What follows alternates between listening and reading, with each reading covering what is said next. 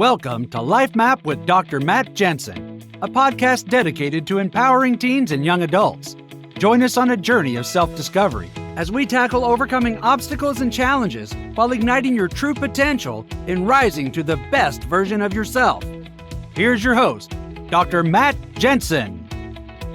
Welcome back, everybody. It's Dr. Matt Jensen. I'm always honored and grateful that you choose to dedicate a part of your day to listening to our podcast. And I hope that our episodes, our guests, and the thoughts that I share are in some way, shape, or form inspirational to each of you, as I just seek to be part of a solution in this world where we can be a source for good and motivation. You know, our channel or our podcast episode, it's called LifeMap, and it's really about finding and navigating those hazards, and not just the hazards and the difficulties that we try to overcome through our journey of life, but how to enjoy the scenery, how to find some source of inspiration to enjoy the ride more and to stress over it less. Well, if you tuned in last week, you had an extra special treat as I introduced my special friend, the great Geofrey Okeny.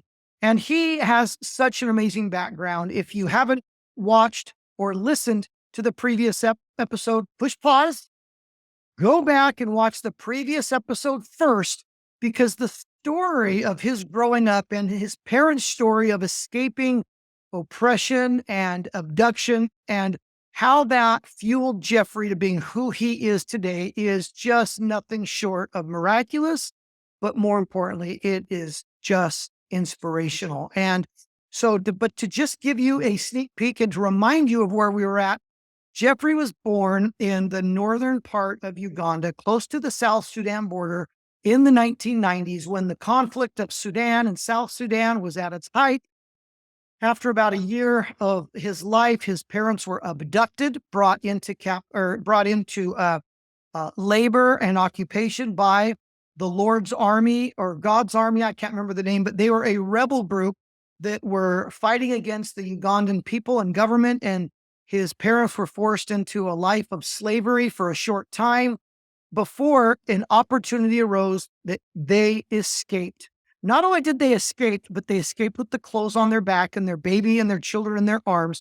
And they made their way hundreds of kilometers by foot, by ride of Good Samaritans, all the way down to the south of Uganda, to the capital city of Kampala, where his father found work and found a way to support his family for several years until the conflict subsided. And then when it was safe to go back, they returned to the very home village where Geofrey was born, to where they live this day. I have been able to visit them, and they humbly welcomed me into their home, and I made a special connection with Geofrey's parents along with him. And just for fun, we'll have Mark show that picture again of us in their village, just to remind you of where they lived and our experience there. And where we left off, Geofrey, was after this conflict, returning to your village, working on your family's garden and helping the family to get food and to get sustenance. There was finally the ability to get you to boarding school. And I just have to say to those who didn't listen to the last episode, shame on you if you're still listening. You need to go back and listen to the other one. But Geofrey was such a good student. He was able to get a scholarship to a boarding school and was able to be a blessing to his family by not having to pay tuition or fees to go to a good school. And Geofrey thrived in school. He became top of the class and got great marks, and was able to use the background of resilience and determination to fuel his desire to make the best of his education and situation. And so, Geofrey, welcome back. I love our talks, especially now that we get to uncover your whole story here on the podcast. Thanks and welcome back, my friend. Thank you very much, Dr. Matt Jensen. It's very exciting again to be back to talk about more things and unleash more about me, my life, to the world. Such a very good opportunity. I love it. Well, awesome. You're in for a treat if you're new to us and you get to listen to Geofrey, even his voice is cheerful. He's able, I don't think I've ever heard a cross word out of Geofrey's mouth or a look of frustration. This man finds solutions and looks at obstacles and difficulties as opportunities. And he is such an inspiration for me. So Geofrey, let's now pick it up, because now we're going to pivot in this particular segment into your experience deciding to go to dental school, what your experience was like in dental school, and what inspired you to find and to start your foundation. For those that, again, didn't watch the previous episode, Geofrey, by the way, his bio is in the previous episode's notes, but just to give you a quick update, Geofrey not only thrived in school, but he ended up going to dental school where he became a public health dental officer. And he started not one, but two different practices on his own, which is a feat in of itself in such a difficult economy as exists in Uganda. But here's the thing, Geofrey doesn't use the money from his practices. He also is a faculty member. He teaches at the dental school. He doesn't use that money to better himself, although he is a better person for it, but he uses the money and the means to give to his foundation, where he pays for supplies and materials. Even he pays for individuals who can't afford to take time off work. He pays other dentists and other volunteers to accompany him to outlying areas like his village, which is about an hour, 45 minutes or an hour away from the city that he lives in, to provide free dental care to those villages and communities that can't access it. Now, remember, they can't access it for many reasons. They can't access it because it's too expensive, and they just don't have the transportation. Most people don't have cars. Most people might have a motorcycle in the family or in the village, but you can imagine that those motorcycles are used for work, for gathering goods and food. So something luxurious like going to a dentist is very difficult for those outlying areas. And so, Jeff, let's start. And so I wanted the audience to understand exactly what you do now. You take your good fortune, you take the way that you are blessed, and you're doing that to help the lives of others. Now, we're going to get into that, why you're doing that, but let's talk about what made you decide to go to dental school. When I was still in high school, I took on some interesting subjects for two years. So I took on biology, I took on chemistry, I took on mathematics, and that would lead me to a medical school. And I performed in them very well. And now my question was okay, I have the grades. What next? So I tried looking around. I was like, okay, I could see some few medical facilities, but then I could see many people having dental problems, but then there was no dentist. In the whole of my district, the whole of Gulu District, during that time, there was no single dentist. So to me, Geofrey, how many people live in the district of Kitgum, just so our audience understands? In all of the district, what's the general population? There would be around an average of around 300,000. 300,000 in the Kitgum district. In the United States, we have one dentist for about every between 1 and 2,000 people in our cities. Now imagine, to my listeners, 300, that's a pretty good sized city, not having a single dentist. Amazing. Sorry, Geofrey, continue. Yes. So it was, I felt like maybe there was something I could do about it. So I then applied to dental school in Gulu, and then I just know God wanted me to do it. So I was given the course, and it wasn't a hassle, because most people find it difficult to join dental school. So to me, it was just pretty easy. When I applied, I got it, and then I just decided to go to school. It wasn't an easy journey because my family couldn't afford it. It was very difficult. So sometimes I would actually have to leave school and try to look for a way of survival. I would go to construction sites and then assist the people that are there to get some money just so that I top up school fees. So my parents would do their part, and then I would also try to at least help and try to pay some bit of the tuition. So it wasn't as easy. So it was difficult. So I knew that I have to get through it. So that's why I actually managed to keep up with the course until I finished. I also knew that as I do this course, I'm not doing it just for myself. I'm doing it because I would actually help other people that actually need the care, but then do not have anywhere to go to receive this care. So that was already a burden in me that when I finish this, I have to at least do something for those that really can.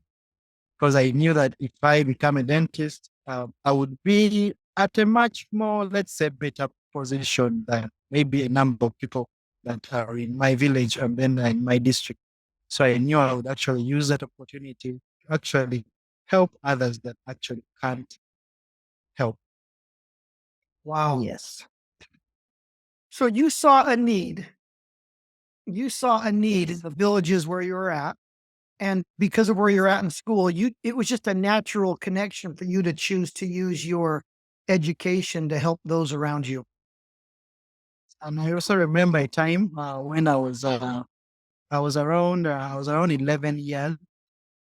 I had actually a toothache, and I remember telling my mom, I was like, "Hey, like this tooth hurt," and the best she could do was to go and then buy painkiller, like over the counter drug, just to relieve pain. But then it could go for that moment and then come back. So in the night, it would really be so painful. So having that as a personal experience as well, I knew that what I was heading for was something that was really ideal and people actually needed the care, but actually do not have where they can go to get the care. So having that personal experience alone was good for me because I knew what it meant by having a toothache. So as I went to dental school, that was also an inspiration because I knew that I got to handle that toothache that actually I couldn't handle. My mom couldn't like deal with it, but then if I do the course, I'll be able to help some that actually are in that situation down there that I was in and find help. So that's how I managed to keep up the dental course to finish it. That's amazing, Geoffrey. And, Geoffrey, I just learned that's something new I'd never known about you is that toothache, that memory of the pain that you had when you were a young man, also fueled you. That's amazing that we can have such experiences that can fuel us later in life for what we want to do. I actually remember a time when I actually I got some piece of stone and then I wanted to like have tooth out and try to squeeze it out, and was really it was really You took a such stone to try to knock your tooth out. yes, try to knock out. Okay, I want all of the young people that are listening, do not put rocks in your mouth to try to get a tooth out. But all joking aside, Geoffrey, I don't think that might be uncommon. I bet there's people in those villages, in fact, I know there is, that the pain becomes so bad that they'll grab a stick or a tool or something to relieve pain, won't they? Yes, it's still common up to date that people have tried to improvise ways of trying to relieve themselves. That is quite unprofessional. They do not know the repercussions.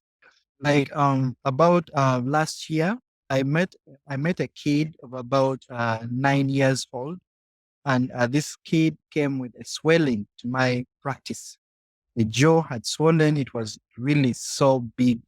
And then when I tried inquiring, I was like, "Hey, what happened? Why have you kept this child with this swelling up to date? What happened?" And then they told me that the kid had a tooth pain, and then when they took the child and doctor a local person around the village. The person tried actually removing it with, do you know bicycle spoke? Bicycle spokes. Yeah, the So they spokes of a hit it. bicycle. Yes. Yes. So they heat it up. After heating it up in the fire, they try to squeeze it down the tooth to have it out. So that was what they tried doing to the A kid. bicycle And spoke. Wow. so it was a very painful story to me. And I felt like uh, it's not right. But people only do it because they don't have any other option. They just try to help themselves. But so these are things which add the burden in my heart to actually be able to, if I could actually do more. What I'm doing, I'm trying to do my best, but I feel like I can do more. Try to educate the people, try to show them like, hey, this is not right. This is how it's supposed to be done. And when the problem is there, try to solve it right then. So that's So I what I hope do. I hope you all caught that last comment when Geoffrey said, I'm trying to help, but I know that there is more I can do. You know, if each one of us every now and then would take a pause from our busy lives and ask ourselves, can we do more to help others? And it doesn't matter who we are or what our current challenges are, there's always something we can do to lighten the burden of another. And I've shared in previous episodes that even just offering a warm smile and a hello, holding the door open, changes our own hearts. It changes our own, the essence of who we are, in that we begin to see that and we begin to feel that incredibly rewarding overall emotional experience of what it means to lighten another's burdens. And Geoffrey, I think to the people that are listening, they'll think, you don't need to do more. You're already doing enough. The rest of us need to come together and match your spirit and match your desire to help others. Well, Geoffrey, let's move on. So how long now have you been traveling to outlying areas, and how often do you do it? I began traveling. I began doing that in the year 2021. And from then, I've actually been doing it up to now. Now, I do that at least every weekend. I mostly I start at least every week. I have a schedule around 3 days that we go to these underlying villages. Now, there are moments when we actually don't have we we don't have the resources, and then we don't have the money to have us do what we do. So I wait until when I have the money to do the work, then I do. So occasionally, when I have the money, when we have made some profits from my practices, I try to put up like the money to help us go to the field. So we do it at least 3 days a week, whenever we Wow. can. Wow. I have to just say also, um, it was about, I don't know, a year and a half ago when I first met Geoffrey, and we went and I was able to join him on an outreach and work side by side with him. And he he's right. He goes to a different village every day. And let me tell you, they don't have the internet out there. They have some radio, but most people don't.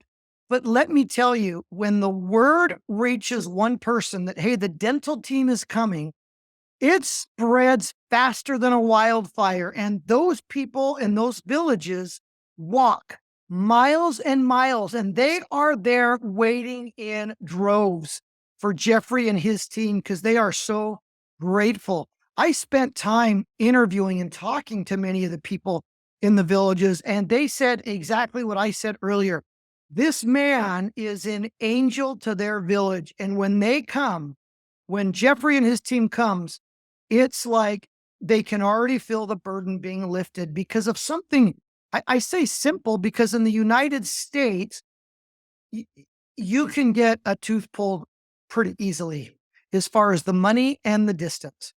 And don't get me wrong, we do have our pockets of population in the US where access is very difficult. And I don't mean to disparage or undermine our own needs in our own country, because they exist. But the levels of difference of need is so overwhelming. And those people in those villages, they are waiting for Geofrey and his team. And they are so thankful. And they stay till the bit. Some of them that come later, they'll wait a whole 8 hours. Imagine the last time you were in a dental or medical office and we got frustrated because we had to wait more than 15 minutes to be seen.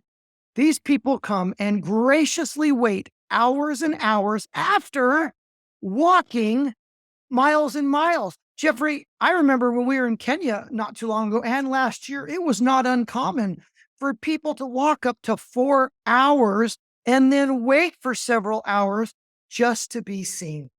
And so it goes to show you how something that we might take for granted, and it's funny because in the US, dental work is considered one of those, not exactly people's favorite thing, right? Because of some of the discomfort.